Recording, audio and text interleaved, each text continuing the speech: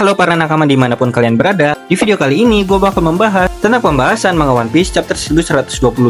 Sebuah chapter di mana kita akhirnya mulai diberikan penjelasan secara jelas terkait kekuatan dan asal-usul para Gorosei. Sebelum mulai ke dalam videonya, jangan lupa like, share, dan subscribe serta nyalakan loncengnya agar kalian tidak ketinggalan video terbaru dari gua. Terima kasih. Chapter ini dimulai dengan kondisi luka dari Lucci setelah bertarung lawan Zoro. Di chapter ini terlihat jelas kalau tebasan dari Zoro terlihat cukup memberikan dampak luka yang parah kepada Lucci. Mungkin kalian akan penasaran mengapa Lucci hanya mendapatkan luka ringan seperti ini setelah melawan Gear 5 dari Luffy, namun terluka cukup parah setelah ditebas oleh Zoro. Alasan yang paling mungkin menurut gua adalah karena saat melawan Luffy, Lucci masih berada di dalam kondisi yang sehat dan belum menerima luka sama sekali. Sedangkan saat bertarung dengan Zoro, Lucci sudah memiliki luka yang dia dapat dari pertarungannya melawan Luffy. Jadi wajar aja menurut gua kalau tebasan Zoro sangat memberikan dampak besar bagi tubuh Lucci yang masih belum pulih sepenuhnya akibat bertarung melawan Luffy. Oh ya, di panel ini kita juga diperlihatkan kalau Lucci dan Kaku menjaga rahasia terkait Stussy yang berkhianat dari agen Superpol yang lain. Dan kita juga bisa melihat sedikit ekspresi dari Kaku yang masih kecewa karena dikhianati oleh Stussy. Gue cuma mau bilang, rasain tuh di drama Minecraft. Itu yang dirasakan oleh Ashberg dan Paulie di Water 7 saat kalian berkhianat.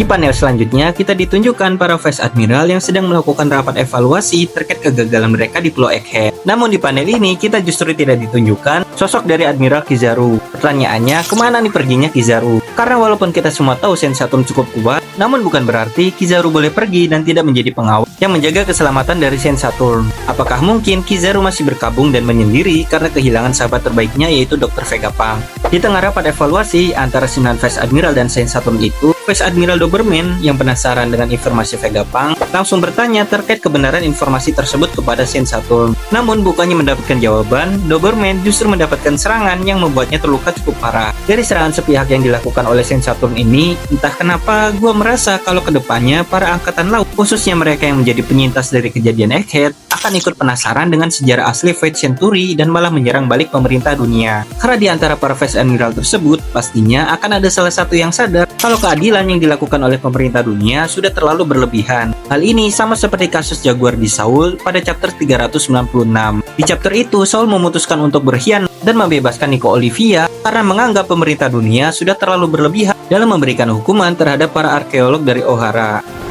Di panel selanjutnya, kita diperlihatkan dampak penyerangan dari pasukan revolusi di Marijoa ketika referee sedang berlangsung. Di penyerangan itu, selain membebaskan budak sebanyak mungkin, para pasukan revolusi juga menyerang secara khusus tempat penyimpanan makan dari para Tenebito yang ada di Marijoa. Apalagi pada chapter 1082 dijelaskan kalau pasukan revolusi juga menyerang kapal laut yang mengirim pasukan makanan untuk para Tenebito di Marijoa. Bahkan beberapa kerajaan juga disebutkan menolak mengirim upeti hasil bumi mereka kepada para Tenebito. Dan dengan semua tindakan pasukan revolusi itu, pada chapter 1125 ini, kita bisa melihat para Tenebito mulai merasa kesal dengan keterbatasan makanan mereka dan mulai tersiksa tidak bisa memakan makanan yang mereka inginkan. Dan kemungkinan besar Tenebito yang marah dan arogan pasti akan turun sendiri ke bawah untuk melampiaskan amarah mereka. Dan kalau mereka turun ke bawah, pasukan revolusi akan sangat mudah menyerang para Tenebito tersebut. Karena seperti yang Ivankov katakan, Red Line adalah benteng tinggi yang sangat sulit diserang secara langsung. Jadi dengan rencana pengumpulan ini, pasukan revolusi setidaknya berhasil membuat para Tenebito kesulitan tanpa perlu berperang secara langsung. Dan bisa dibilang pasukan revolusi tidak mengalami kerugian dari tindakan mereka ini. Jadi rencana yang cukup bagus, Dragon.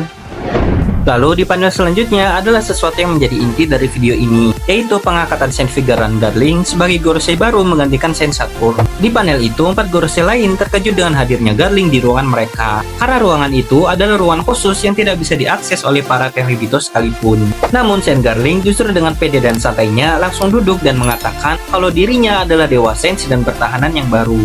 Mengetahui posisi Sensaturn yang digantikan oleh Garling, 4 Gorosei lain langsung sadar bahwa nasib Sensaturn akan dihilangkan oleh Imusama.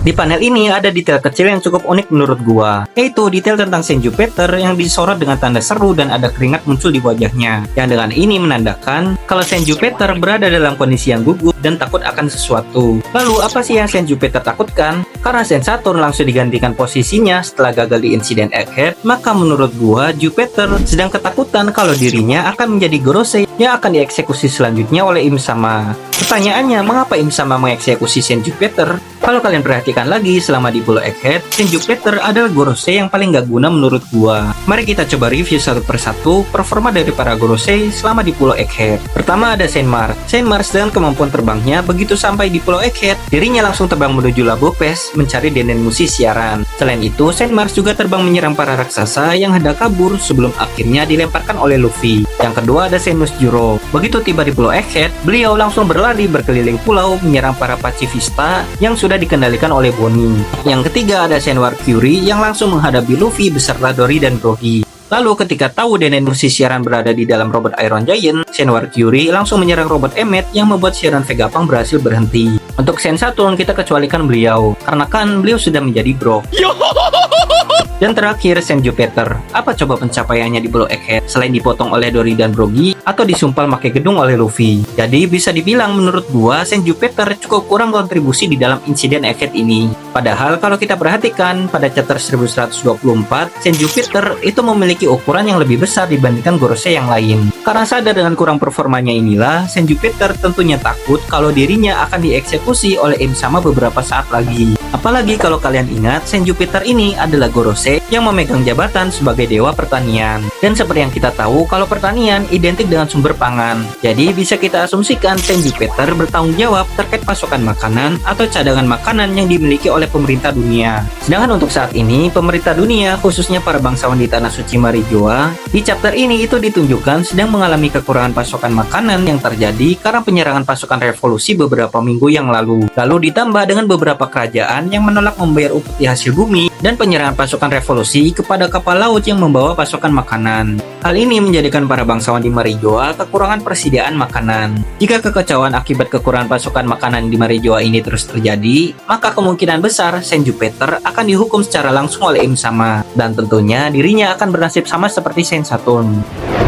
Dari pengangkatan Saint Garling ini juga, kita sekarang akhirnya tahu asal-usul dari para Gorosei. Mereka bukanlah satelit manusia buatan versi Im Sama atau pen versi Im Sama, tapi para Gorosei adalah Tenryubito yang diberikan wewenang dan kekuatan oleh Im Sama. Kelimanya diberikan kekuatan keabadian, dan mungkin kekuatan yokai yang mereka miliki diberikan khusus dari Im Sama. Karena alasan inilah, Saint Saturn ditunjukkan langsung menua dan kehilangan keabadiannya karena kekuatannya ditarik kembali oleh Im Sama. Bukti lain juga bisa kita lihat dari kondisi Saint Jupiter. Berbeda dengan 4 Gorosei lain yang sudah terlihat tua bangkanya, Saint Jupiter terlihat agak muda dibandingkan dengan yang lain. Ini mungkin menjadi foreshadow dari Oda Sensei kalau Saint Jupiter adalah Gorosei baru yang diangkat oleh Im Sama 50 atau 100 tahun yang lalu. Kalau memang teori ini benar, bisa dipastikan Im Sama ini agak mirip dengan Muzan dari anime Kimetsu no Yaiba yang bisa membagikan kekuatan darah iblisnya kepada orang lain. Tapi menurut kalian gimana guys? Coba komen di bawah.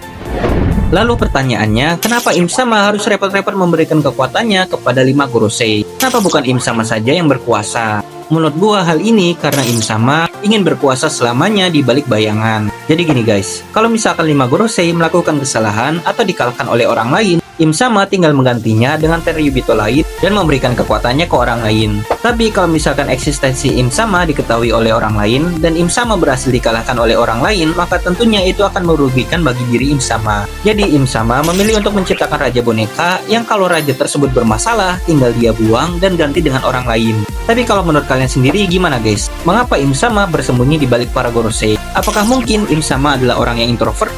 Coba komen di bawah guys, gue mau tahu pendapat kalian. Setelah melihat azab yang diterima oleh Saint Saturn, di panel selanjutnya kita diperlihatkan kalau 4 satelit Vegapunk, yaitu Edison, Pythagoras, Sokka, dan Atlas bergabung menjadi satu tubuh. Dan dengan ini menjadikan keempatnya masih hidup di dalam satu tubuh. Ya, walaupun bentuknya agak tidak balansi menurut gua. Para Vegapunk yang hidup kembali ini langsung mengambil Punk Record agar tidak bisa dikuasai oleh pemerintah dunia. Lalu apa sih Punk Record itu? Punk Record sebenarnya adalah otak dari Vegapunk yang asli. Buat kalian yang belum tahu, Vegapunk itu memiliki kemampuan Buah Iblis, Nomi Nomi Nomi. Buah Iblis tipe paramesia yang membuat penggunanya mampu mengingat banyak hal yang ia pelajari. Namun efek samping dari Buah Iblis ini adalah semakin banyak pengetahuan yang ia punya, maka semakin besar pula ukuran otaknya. Karena alasan ukurannya semakin membesar inilah, pada chapter 1067, Dr. Vegapunk memutuskan untuk memisahkan otak dengan tubuhnya dan menciptakan alat agar otaknya tersebut bisa diakses oleh dirinya menggunakan pancaran sinyal. Ya, simpelnya Punk Record itu semacam internet di dunia nyata. Karena alasan otaknya yang masih hidup ini juga lah yang menjadi alasan mengapa para satelit Vegapunk masih ditunjukkan hidup dan mengambil pang-record terbang ke atas langit. Jadi bisa dibilang selama otak dari Dr. Vegapunk masih hidup dan tidak hancur, maka selama itu juga lah para satelit Vegapunk akan selalu aktif. Dan di panel terakhir dari chapter ini, Dragon mengatakan kalau pasukan revolusi harus bergerak secara cepat. Karena dengan informasi yang disebarkan oleh Dr. Vegapunk, akan banyak pihak yang bergerak mencari tempat yang aman untuk hidup mereka. Dan karena tempat paling aman adalah di atas Red Line, maka peperangan antara warga dari seluruh dunia untuk memperebutkan Red Line akan segera terjadi. Hal ini tentu saja karena semua orang di seluruh dunia sudah tahu nasib masa depan mereka, yaitu akan tenggelam oleh kenaikan air laut. Dan kalau memang perang ini akan terjadi, sepertinya Final War nanti akan terjadi di atas Red Line, bukan di Pulau Locktail menurut gua. Tapi kalau menurut kalian sendiri, Final War nanti akan terjadi di mana guys? Coba komen di bawah, gua mau tahu pendapat kalian. Sekian video pembahasan kali ini, kalau ada yang kurang bisa kalian tambahkan di kolom komentar. Jangan lupa like, share, dan subscribe, serta nyalakan loncengnya agar kalian tidak ketinggalan video terbaru dari gua. Terima kasih.